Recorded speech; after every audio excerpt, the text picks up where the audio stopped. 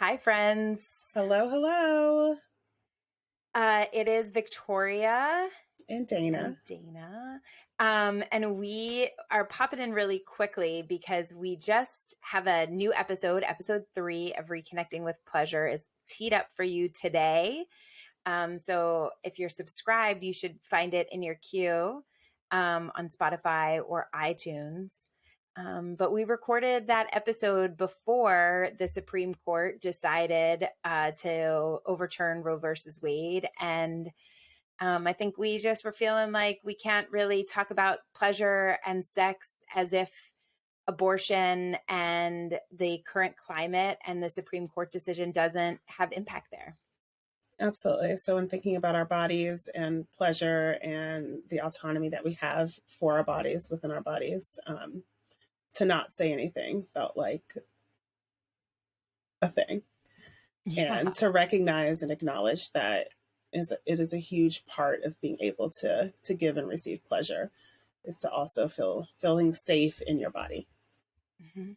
And empowered, right? And I think that, like, to me, this is a systemic way of disempowering and taking away, stripping of agency. And so I think we wanted to just normalize that if, like, right now, like, with it came your desire, your your desire for sex or other types of like physical intimacy and pleasure, that makes perfect sense. And especially if you have been impacted by sexual violence or have otherwise been disempowered or stripped of your bodily autonomy and agency, like this might be really particularly triggering and traumatic. Absolutely.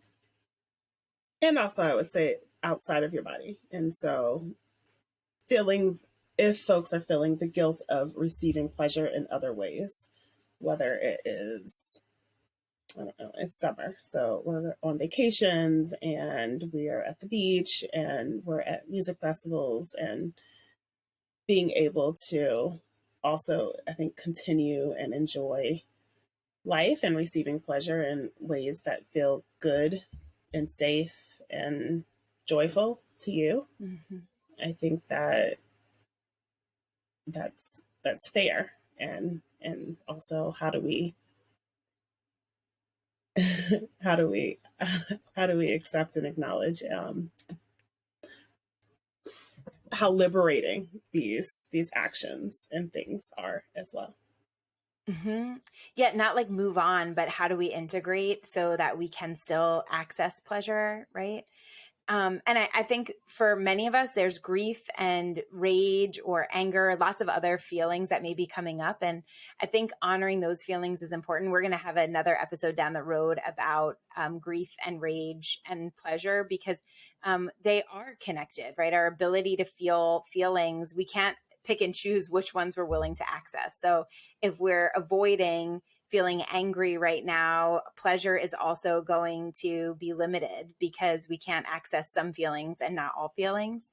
And so might just need a little time to grieve and feel. And I was just joking with Dana that, like, I am queer. I don't have sex with dudes generally. But I could also imagine like not really being interested in that right now. And I've heard other folks and friends saying similar things recently. And like, if that's how you're feeling, I just want to validate and affirm that too. And if it's not how you're feeling, also cool. But whatever's coming up is valid. Yeah. Great. So So thank you. maybe with that, yeah, we hope you'll keep listening. I rage with you, and will continue always fighting for all of us to have liberation and autonomy. And I hope that we'll continue to do that collectively, and that we'll also remember that joy and pleasure is also resistance and a liberatory practice. Absolutely. Mm-hmm. Thank you, friends.